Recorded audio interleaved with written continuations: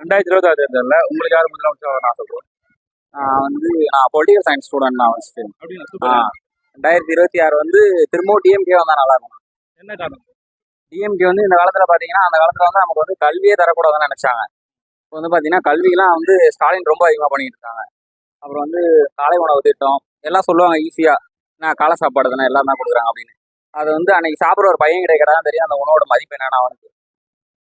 So அதனால ரொம்ப நிறைய டெவலப்மெண்ட் ஆகிட்டு இருக்கு. நான் சென்னையில பொலிட்டிக்கல் சயின்ஸ் ஸ்டூடெண்டா பாத்தீங்கன்னா இப்போ விஜய் கிட்ட எல்லா தொகுதியிலும் நிப்பாட்ட வேட்பாளர் இருக்காங்களா? விஜய்க்கு அரசியல் நாலேஜ் இருக்கானா? அதான் கேட்குறேன். ஆனா கொள்கை என்னன்னா அவங்க கொள்கை இப்போ பாத்தீங்கன்னா திராவிடத்தோட கொள்கை என்னன்னு பாத்தீங்கன்னா சமூக நீதி சமத்துவம். சமூக நீதினா இங்க உள்ள எல்லாருக்குமே சமமா இருக்குதான் சமூக நீதி.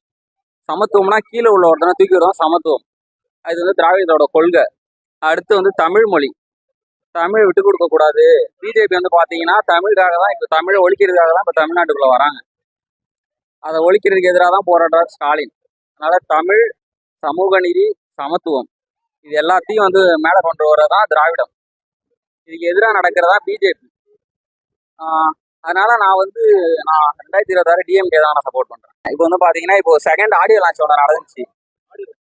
மாநாடுன்னு சொல்றாங்க, ஆனா அது ஆடியோ லான்ச் தான். அது இதே இப்போ கவின் ஆணவ கொலை நடந்திருக்கு, இதே மாதிரி ஓட் ஷோ நடந்திருக்கு. அவர் ஏன் பேசலன்னா அவருக்கு ஜாதி ஓட்டு வராது. நான் அதை பத்தி பேசினேன், அதனால அதை பயப்படுறாரு. அதை பத்தியே பேச பயப்படுற அவரு எப்படி நாளைக்கு மக்களுக்காக பேச போறாரு? ஓட் ஷோரியை பத்தி கூட பேசலையே. அது கரண்டா பேசணும், அதை பத்தியே பேசுறதுல அவர்னா இப்ப சிஎம் என்ன பண்ண போறாரு 2026